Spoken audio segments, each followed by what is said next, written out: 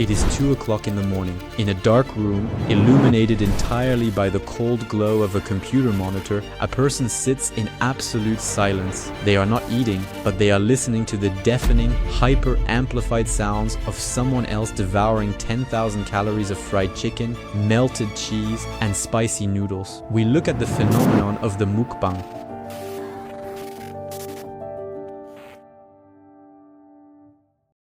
A broadcasting genre dedicated entirely to the consumption of massive quantities of food, and we categorize it as a bizarre modern entertainment quirk. We view it as a strange cultural export that mutated into a lucrative career path for a handful of extreme eaters. But if you strip away the bright ring lights, the pastel-colored thumbnails, and the artificial cheerfulness of the hosts, you are not looking at entertainment. You are staring directly into a profound spiritual void. You are witnessing the exact manifestation of a specific, terrifying landscape mapped out by a medieval poet over 700 years ago. This is not a culinary broadcast. It is a live-action, high-definition recreation of the third circle of hell. In the early 14th century, the Italian poet Dante Alighieri wrote Inferno, a foundational text of Western literature that categorized human failure into 9 distinct circles. To understand the psychological trap of the modern eating broadcast, we must travel down to the third circle, the circle of gluttony. In Dante's vision, gluttony is not merely about eating too much food, it is about a specific type of spiritual blindness. The souls trapped in the third circle are punished by being forced to lie face down in a vile, putrid slush. They are battered by a never-ending, freezing rain. But the most terrifying aspect of their punishment is their absolute isolation. Even though they are surrounded by thousands of other souls in the mud, they cannot see or communicate with each other.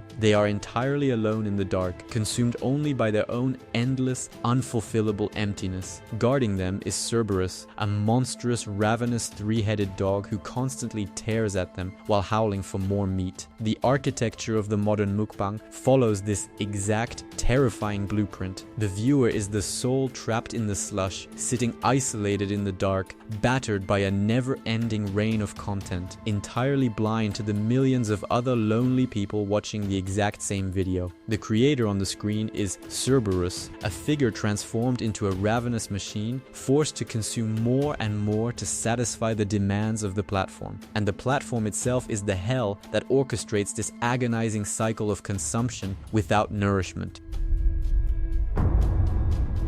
In Dante's poem, Cerberus is not just a guard, he is the embodiment of the sin itself. He is a creature whose entire existence has been reduced to a gaping, bottomless throat. He does not taste, he merely swallows. When we look at the trajectory of the most famous figures in the extreme eating genre, we see an identical, horrifying metamorphosis. The creator usually begins as a normal, healthy individual, attempting to build a community, but the algorithm, the overarching architecture of this particular hell, does not reward moderation, it rewards excess. To maintain the attention of the isolated souls watching, the creator must escalate the spectacle. The portions become impossibly massive. The foods become increasingly grotesque concoctions of fat, sugar, and grease. The creator slowly loses their humanity and transforms into the monster. We watch in real time as these creators sacrifice their physical health, their psychological stability, and their dignity for the sake of the viewership. It is a slow-motion, highly profitable deterioration. They become Cerberus. They are trapped in a cycle where they must constantly shock their own biological systems to keep the audience engaged.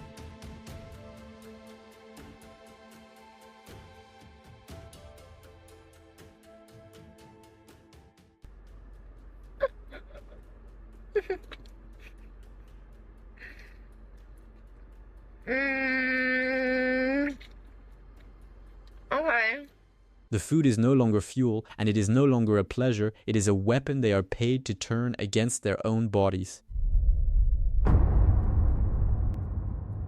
But why do millions of people choose to watch this deterioration? To answer this, we must look at the viewers, the souls lying in Dante's freezing slush. The fundamental truth of the eating broadcast is that it is not actually about food. It is about a desperate, agonizing lack of human connection. The genre originated in South Korea, deeply tied to the rise of the honjok, a term for those who live alone, eat alone, and are profoundly isolated from traditional family structures. For a person sitting in an empty apartment, the sounds of another human being eating, talking, and looking into the camera provides a simulation of companionship. It creates a parasocial relationship, a one-sided intimacy where the viewer feels they are sharing a meal with a friend. But this simulated companionship is a cruel trap. In Dante's third circle, the gluttons cannot see each other because their sin was entirely selfish. When you eat only for excess, you ignore the needs of the community. In the modern equivalent, the viewer experiences the illusion of a dinner party, but when the screen goes dark, they are still entirely alone. They have consumed hours of simulated interaction, but they have received absolutely zero actual social nourishment.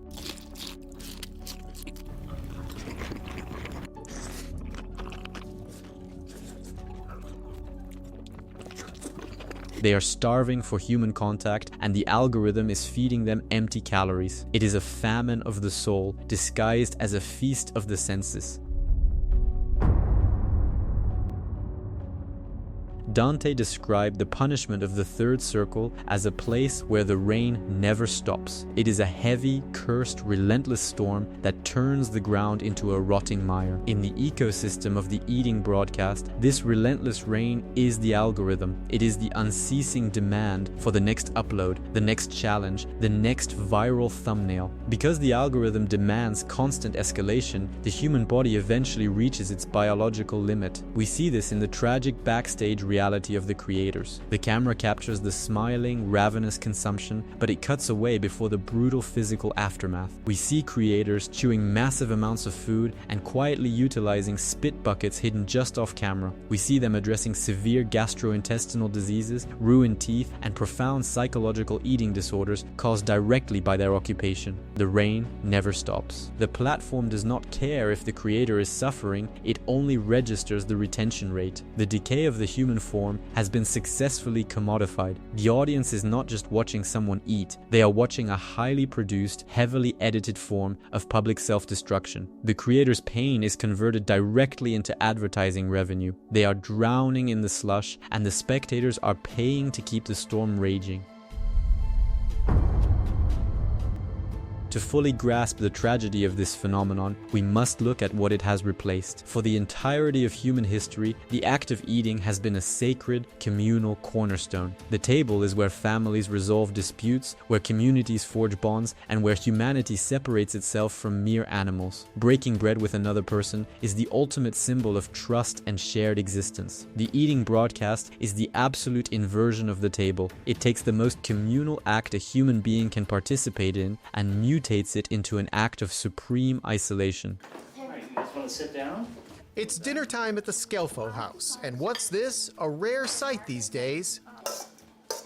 A family actually sitting down together to eat. For me, it's connecting, and it's looking forward to connecting. Family dinners used to be the norm in the United States, not anymore.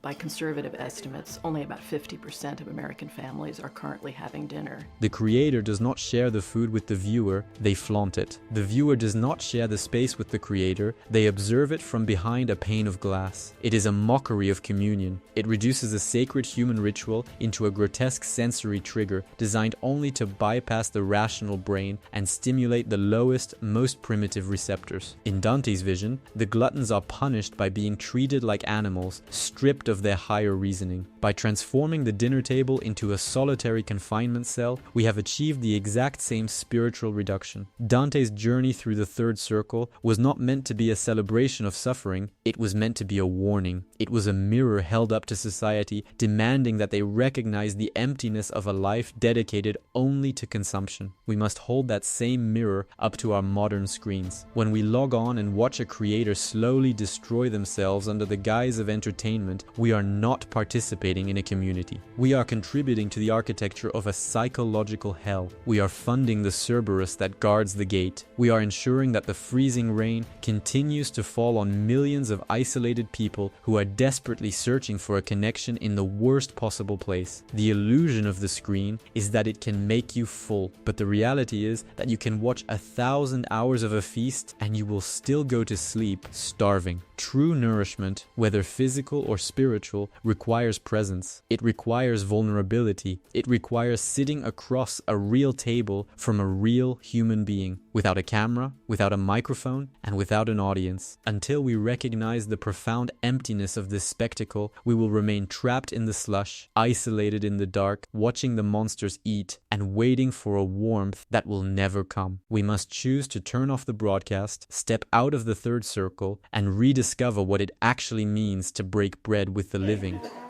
This coming from